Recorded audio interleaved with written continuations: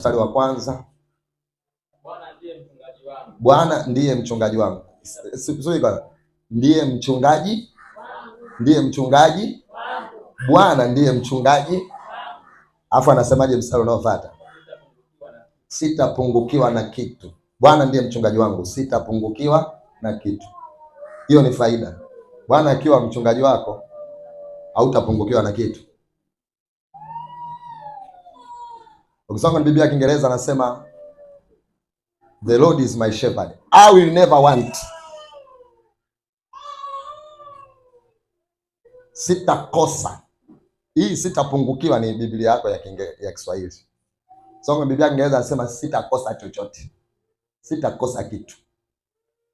Ndio maana Daudi huyu anasema hivi, alikuwa kijana hata sasa ni mzee, sijai kuona mwenye yake ameachwa. Kwa nini? Kwa sababu Bwana ndiye mchungaji wake. Amen. Bwana Yesu asifiwe. Haleluya. Mstari wa pili anajibu, anasema katika malisho ya majani mabichi unilaza. Kazi ya mchungaji si unajua ni kuwapeleka, kuwaongoza. Kazi ya mchungaji kuwaongoza kondoo kwenye nini? Kwenye malisho, kuongoza mifugo kwenye malisho. Watoto wana movement za hatari na nyinyi mpo.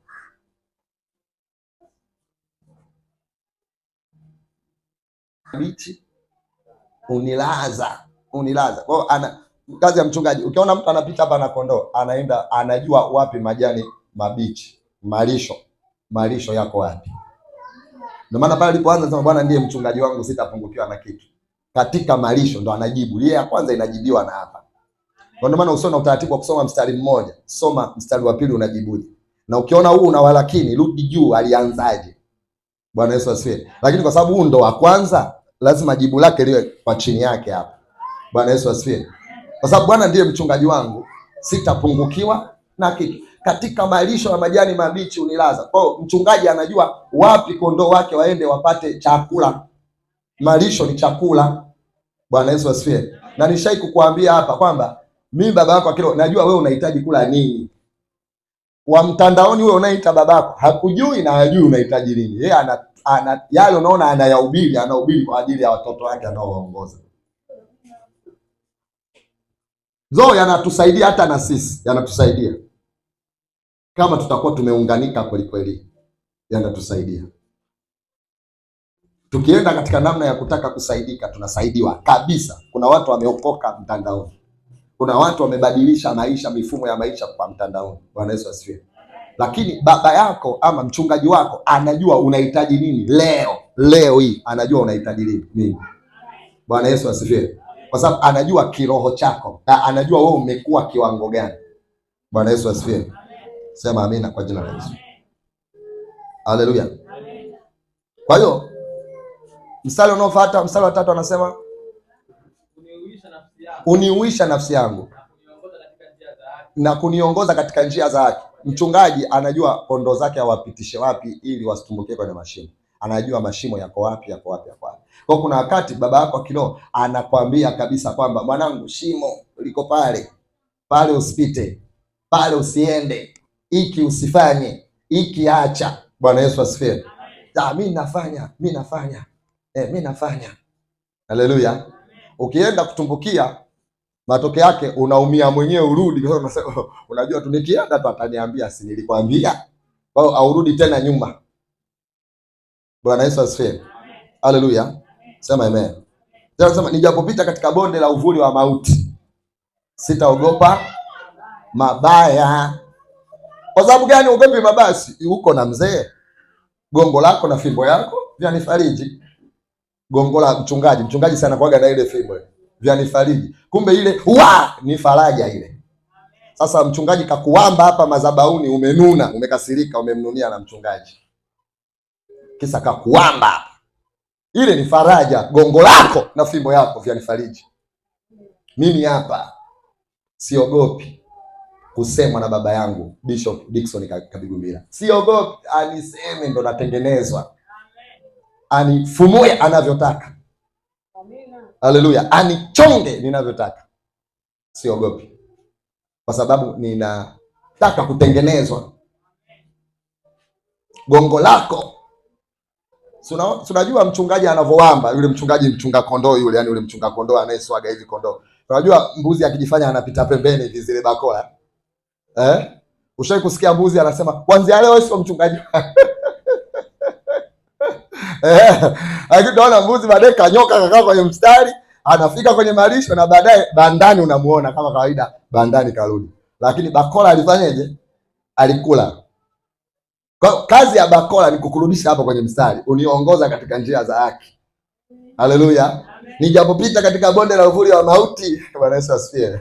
Haleluya. Sitaogopa mabaya, gongo lako na fimbo yako vyanifariji. Bwana Yesu asifiwe. Haleluya. Sema Bwana Yesu niongoze, niongoze. Haleluya. Ukiona, naomba unielewe kitu kimoja. Ukiona nimekusema alafu ukachukia na ukaa ujisikii tena kuniona, ujue mimi sio baba yako. Umelazimisha. Umesikia Mama King? Mchape King. Akihama nyumba, ukiona kahama nyumba sio mwanao, lakini ukiona amebaki ni mtoto wako. Na kwa nini ahami nyumba? Ndio baba, ndio chanzo chake.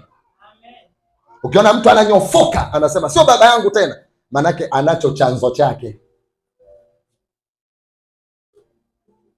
So kwa sisi wachungaji ni maumivu kumpoteza mtu kuondoka. Bwana Yesu asifiwe. Lakini ndo uhalisia unabaki pale kwamba sio chanzo chake wewe, na ndio maana kaondoka. Wangapi washai kupigwa na wazazi wao? Mlihama nyumba. Hata kuna wakati unajifanya unanuna unakimbia, lakini ikifika night tunasema nirudi tu. Nirudi pale atanchapa. Akishanchapa ubwabwa ushaiva.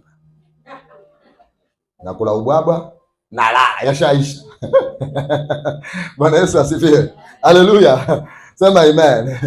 Wangapi shai kuwatokea hiyo? Haleluya. Ndio maana nimekwambia kuna ubaba wa aina hizi. Na ubaba wote una adhabu, una maonyo, una kukemewa, una kusemwa. Sema amen. Sasa kazi ya kwanza ya baba wa kiroho ni kukuombea.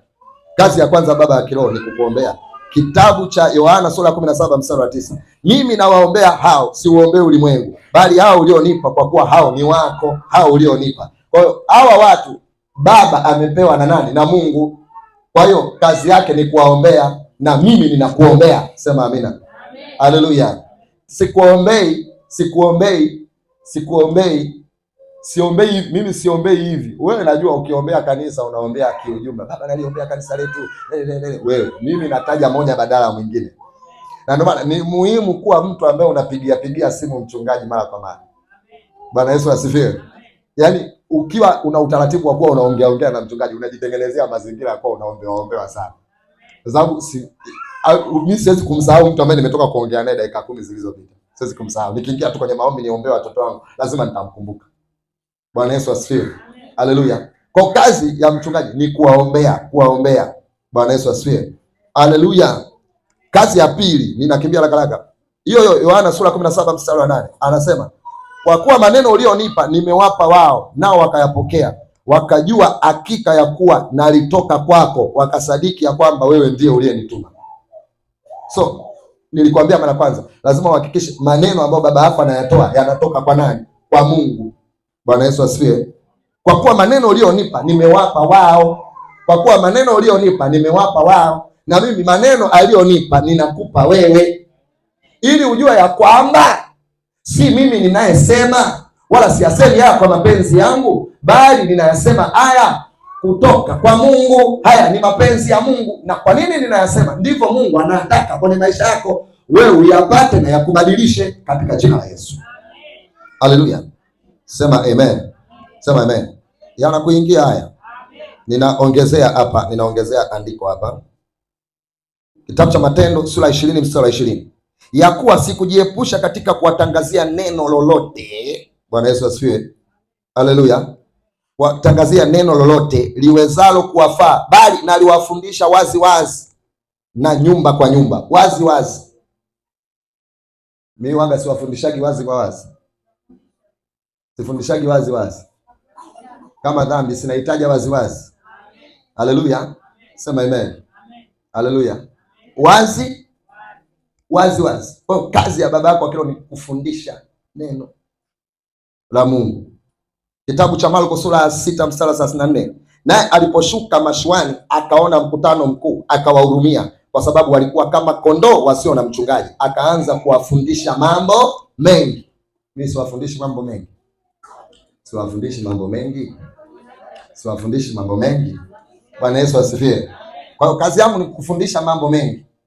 Wewe nilishakwambia asubuhi nikwambia hivi, shida yako wewe uishi neno. Shida sio ufundishi. Wewe kiburi na neno hutaki kuliishi. Wewe unaishi akili yako, unaishi mawazo yako, unaishi unavyovitaka, na ndio maana kuna baadhi ya vitu havitokei. Unasema kwamba pengine hamna upako. Wewe ndio una upako. Sisingizie upako watu. Wewe ndio una. Bwana Yesu asifiwe. Ishi kila unachojifunza uone mabadiliko. Bwana Yesu asifiwe. Haleluya. Sema amina kwa jina la Yesu. Haleluya. Wachungaji wa uongo, hata washirika wa uongo hapo. Wewe unavyojiona ni wa ukweli hapo. Bwana Yesu asifiwe.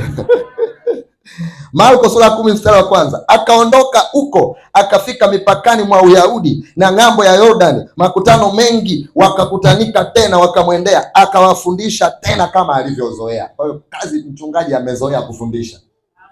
Bwana Yesu asifiwe. Akawafundisha tena kama alivyozoea. Kwa ni utaratibu kufundisha kama nilivyozoea. Bwana Yesu asifiwe. Kuna mtu ananipata? Kuna mtu ananipata kwa jina la Yesu? Kuna mtu ananipata kwa jina la Yesu? Nibadilishe mic hapa, nani naona beti imeisha. Sema amen. Sema amen. Haleluya. Haleluya. Haleluya. Sema amen. Note ya pili.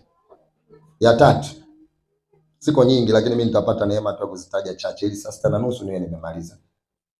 Kulinda kundi lake. Kulinda. Unalilindaje? Kwanza kabisa analilinda kwa maombi. Kwa maombi. Analilinda na nani? Na wabaya. Wewe uoni. Yaani wewe hata uwe kiroho vipi, uoni ninavyoviona mimi. Yaani hata uwaje. Biblia inasema hivi, wanafunzi azidi mwalimu. Haijawahi kutokea. Haitatokea. Amen. Na haitakaitokea. Amen. Ukikutana na mwalimu wako sasa hivi wa shule ya msingi darasa la 4. Ukifika pale utamwambia niamkie kwa kuwa umemzidi elimu. Kwanza ukimwona unasikia kutetemeka. Una kali fulani hivi, unakumbuka zamani unatamani kulia, unasema alinifundisha huyu. Bwana Yesu asifiwe. Haleluya. Haleluya. Niliwahi kukutanaga na mwalimu wangu mmoja hivi shuleni kule kwa Mwanga. Hivi nimeokoka na nishakuwa pasta. Nilivyomuona nilimpigia magoti. Nilimpigia magoti. Nikamwambia mwalimu, kile kile kimenisaidia. Yaani kile kile kimenisaidia. Nakumbuka yule mwalimu alikuwa anafinya umu hivi. Apige bakola. Mambo tu wa. Anakamata hapa. Hapa. Tena kwenye ncha hapa. Utamu wake. Mau yoyo. Haleluya. Anaminya unainuka. Yeye kakaa lakini utainuka, utasimamia hadi vidole hivi. Bwana Yesu asifiwe. Lakini kakaa tu kwenye deski lake, atakuinua kwa ile. Yaani wewe ndio unainuka, akuinui unainuka wewe. Lakini vile vile nilimwambia mwalimu vile vile. Wewe amini yule mama alinikombatia. Sio umekuwa mzee. Miaka mingi unajua, miaka karibuni 20 na imepita. Akanikombatia. Akaniambia ndio maana nilikuwa nakupenda sana. Na umepotea. Bwana Yesu asifiwe. Haleluya. Nikamwambia vile vile. Na nikamwambia mwalimu, mimi hata sijafika mbali kielimu. Lakini vile vile vimenisaidia. Yaani vile na nilivyokutana na walimu wa mbele vimenisaidia. Yaani vya kwako na vile vya wa mbele vile vimenisaidia. Kwa pale nilipoishia pale nimekuwa na maarifa ya kutosha. Uzuri sasa ni mama yule naye ameokoka. Kwa nini asianze kupiga na maombi pale? Baba mbariki. Na kwa mwanao ameokoka. Raba nikasema yes, ndio mambo haya. Nikachukua afu nikaondoka zangu. Sema amen. Nikapata na neema ya ualimu. Sema amina. Sema amen. Na naombea hata mwanangu mmoja aje kuwa mwalimu kwa jina la Yesu. Ninaombea kama atakuwa mwingine sawa, mapenzi ya Bwana yatimizwe. Lakini waje kuwa mwalimu. Sema amen. Mmoja wapo. Haleluya. Sasa akipatikana mwalimu pale ndani, akipatikana dokta, akipatikana hata pasta, sema amen. Si ni safi tu. Haleluya, sema amen. Kwa hiyo kulinda kundi lake. Mimi mchungaji mwema, Yohana sura 10 mstari wa 11. Mimi ndimi mchungaji mwema. Mchungaji mwema hutoa uhai wake kwa ajili ya kondoo. Hutoa uhai wake kwa ajili ya nini? Ya kondoo. Mchungaji mwema hutoa uhai wake kwa ajili ya kondoo. Stadi unalala. Bwana Yesu asifiwe. Hutoa, ukinamisha kichwa watu wanasema ukalala. Bwana Yesu asifiwe. Na unaonekana kwenye video live. Adeliki anazidi kukuchukua tu. Bwana Yesu asifiwe. Mchungaji mwema hutoa uhai wake. Kutoa manake yuko tayari yeye afe, yeye aangamie. Bwana Yesu asifiwe. Watoto wake wawe salama. Bwana Yesu asifiwe. Meshataparaba. Kulinda. Nikaja nikakupa, nilikwambia pale kuhusiana na Daudi. Biblia inasema katika kitabu cha Samueli wa kwanza sura 17 mstari wa 34. Mstari wa 34. Biblia inasema Daudi akamwambia Sauli, mtumishi wako alikuwa akichunga kondoo za baba yake, na alipokuwa akija simba na dubu akamkamata mwanakondoo wa lile kundi. Mimi hutoka nikamfata, nikampiga, nikampokonya kinywani mwake, na akinirukia umshika ndevu zake, nikampiga, nikamuua. Bwana Yesu asifiwe. Kondoo amekamatwa, mchungaji anaenda kumuokoa, manake anahatarisha uhai wake kwa ajili ya nani? Ya kondoo. Lakini siku mchungaji akikamatwa, kondoo anakimbia. Ni kawaida kondoo kuto kuweza kumlinda mchungaji.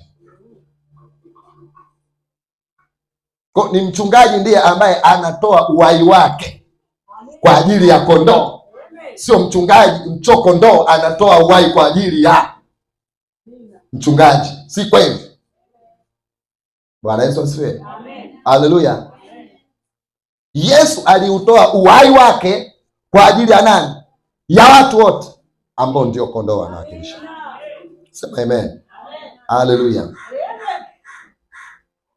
Na Biblia hapa imeweka kondoo kwa sababu kondoo ndio mnyama mnyenyekevu. Kwa hiyo hapa mbuzi hatutoi uhai kwa ajili ya mbuzi. Kondoo anawakilisha unyenyekevu. Unajua kondoo muda wote kainamisha kichwa. Ukipiga kofi yupo, ni nini yupo. Ila kuna siku kondoo akishavikwa uweza anageuka anakuwa simba wa Yuda. Hawataki. Hawataki hao. Sema amen. Si ule Yesu alikuja kama mwana kondoo, kuna siku atakuja as a lion. Masete para. Haleluya. Sema amen. Sema amina kwa jina la Yesu. Sema amina kwa jina la Yesu. Angalia. Mchungaji unakuja kanisani maskini, una kitu. Nisikie sasa, naelekea kualiza. Na najua mimi nilishaiona ibada. Hata kama utajikaza, mimi najua tu ndani utalia. Utaenda kulilia nje. I know. Na yasipokuuma hapa yataenda kukuumia nyumbani. Bwana Yesu asifiwe. Haleluya. Yaani usipolilia hapa, sio kwamba nitakuumiza, nitakusema vibaya. Maneno yatakavyokuwa yamekugusa. Bwana Yesu asifiwe. Haleluya. Ni kawaida unakuja kanisani una kitu. Masikini kabisa. Baada ya muda unaishi pale kanisani. Fanya hivi mwanangu. Mchungaji anakuombea. Wewe uone mchungaji ndo anakuombea. Anakuombea. Kuna mambo yanaanza kukaa sasa. Mara nikaa hiki, mara hiki kimekaa. Ulikuwa peke yako, umeoa, umepata na mke, umefanya biashara, umeenda hivi, umeajiriwa huko, hivi. Unakuwa safi. Baada ya hapo unakuwa mtu fulani hivi, level fulani. Si ndio? Kanisa hilo tena linaanza kuwa sio type yako.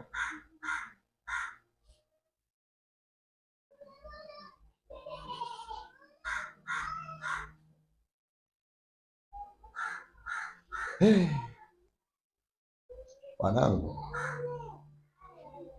kuna watu wengi wamelaaniwa na wachungaji.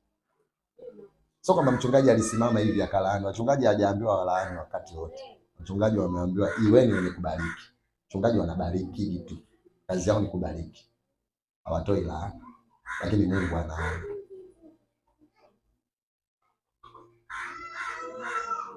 Angalia vile ulikuja.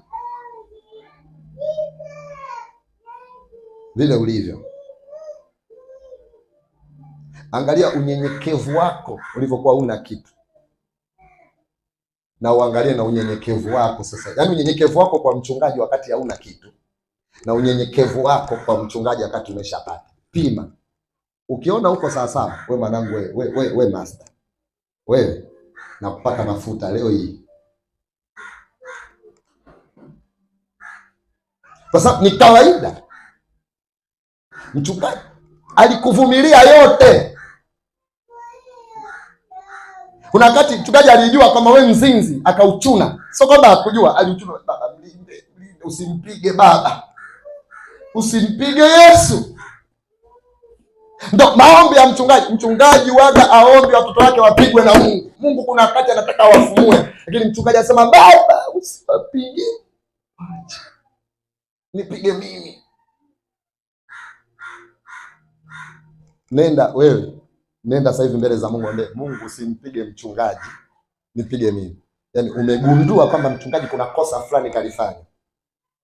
Wewe hapo.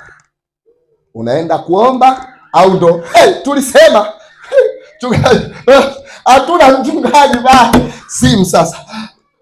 Vipi? Fulani. Lakini mchungaji yeye umekosea. Anakuita kimya kimya. Mwanangu hiki sio kizuri. Hiki kiache. Mwanangu umuelewe umefanya mara ya kwanza, kakubeba tena, mara ya pili kakubeba. Kuna watu wamefanyaga mpaka mara 7, lakini mchungaji bado yuko tu. Mwanangu mchungaji mpaka anaonekana yeye ndiye anatetea dhambi. Akemei dhambi. Kwa kuwabeba anawastiri. Upate wapi wewe baba ambaye atakustiri? Angalia unyenyekevu wako wakati umekuja hauna kitu, na sasa ambapo unavyo vitu sasa umefanikiwa. Je, unamheshimu kama ulivyokuwa unamheshimu? Hivi unajua vita ngapi amepigana kwa ajili yako? Hivi unafahamu kwamba hata kwake kuwa hakuna chakula, hata kwake kuwa hakuna kitu ni kwa sababu yako? Alisema Mungu ninyime mimi, wape wao. Mungu kiwezekana mimi nisifanikiwe, wao wafanikiwe. Basi Mungu ile sehemu ya baraka ambayo ulitaka kunipa mimi, mpe yeye. Na mtu anapewa kama alivyoomba. Unasema kama ndivyo unavyotaka, na Mungu naye ananipima na mimi pia uaminifu wangu katika hilo. Umesema kweli, anakata pale, anampa, anakupa wewe.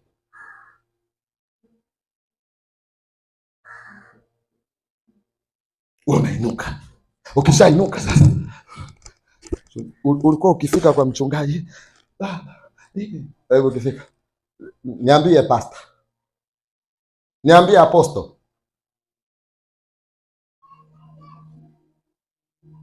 apostle vipi huko? Kwema huko?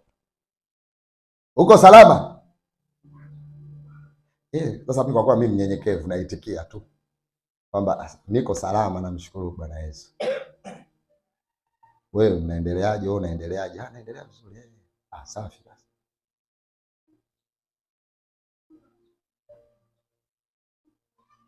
Kipindi hauko sawa, simu moja, yani mwito mmoja, yani ile nimepiga mwito mmoja, yani ile kama hiyo simu yako inalia Nokia ile, unaijua ile sasa ile ushapokea. Yani kama ulikuwa uko hivi, yani umeweka masikio antena hivi kwamba baba anaweza akapiga muda wote hapa. Baba mwanangu uko hapa? Niko hapa. Nani? Tuonane mama. Uko hapa? Kuna kazi hapa nafanya. Lakini baba naweza nikaacha, naacha tu. Naacha. Wewe malizia. Baba hapana, nakuja. Naacha. Baba ulikuwa unasemaje baba? Lakini kwa umeacha kazi. Hamna baba, wewe niambie tu nitaenda kufanya baadaye. Kwa unyenyekevu ule baba anasema, "Yes, mtoto huyu. Hapana." Anakutuma alichotaka kukutuma, ukiondoka anaingia magotini. Reka bashaka. Baba, si umkumbuke huyu baba, mwangalie baba unyenyekevu wake. Baba mtazame. Yesu mtazame. Kumbe ule unyenyekevu ni njaa. Sasa tukainuka simu sasa hivi. Tindo nono hamna kitu. Tindo nono hamna kitu. Tindo nono mara 100. Tindo nono hamna kitu. Basi kabanwa sana, akiona atanipigia. Siku ya kwanza hajapiga, siku ya pili hajapiga, ngoja nimpigie tena. Tindo nono mixed call 10 hamna kitu. Hatari, hajaona. Siku ya 3 ya 4 ya 5 tindo lolon hamna kitu. Siku zote hamna mtu anapokea. Na sio kwamba hata sio message fu unaona kabisa blue tick kwenye WhatsApp kawaida kote ziko delivered na mtu apokee. Unakuja hapa kupatana naye, imepita hata wiki. Mwanangu nilikutafuta sana.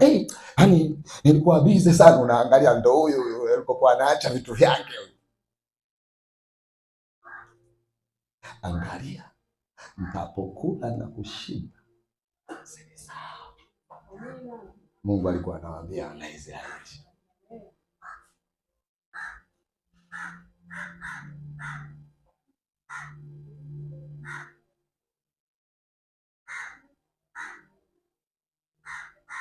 Mchungaji anaomba apigwe yeye, ulinda utoa uhai wake.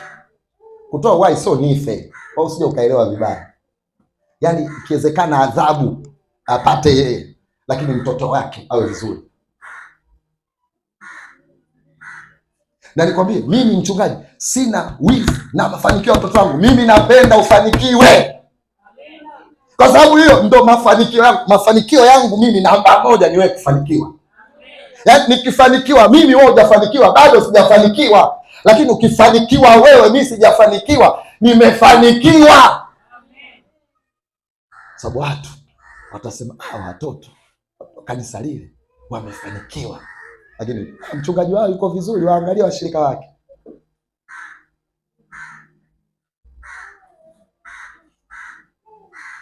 Mimi ndo aina ya mchungaji, nikiona watu wote mmevaa midabwada na mimi naenda kuvaa midabwada. Sio shida zangu, wenyewe si mnanijua. Sio shida zangu.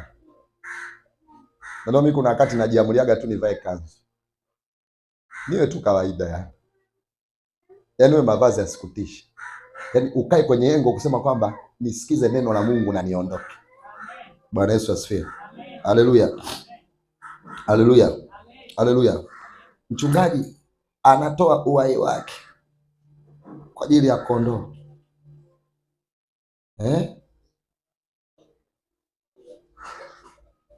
Ninatubu na kunyenyekea kwa ajili ya mzee kiongozi. Nisamehe mimi kwa ajili ya mzee kiongozi. Nisamehe mimi kwa ajili ya kusubiri. Nisamehe Bwana. Nisamehe mimi kwa ajili ya Neema Makala. Nisamehe Bwana kwa ajili ya Neema Makala. Ninashuka na kunyenyekea. Ninabeba mzigo wake wote. Ninauleta kwako Bwana. Ninazivaa maovu yote ya wote hao Bwana. Ninavaa maovu yao yote. Ninavaa maovu yao yote. Nipigwe mimi Bwana badala yao. Rakapasakata rikapasakata rabasakata Roho Mtakatifu mesoketalama shikamandele basaya. Baba nisamehe mimi Jehova. Nisamehe Bwana kwa ajili yao Jehova. Ikabashirele bandi ikapasaya mando rogosi ikabashaya babe ikamanda rabashaya daba. Baba ninatubu kwa ajili Baba pale ambapo wamehesabiwa makosa, wamehesabiwa kupigwa Bwana wasipigwe, nipige mimi badala ya wao.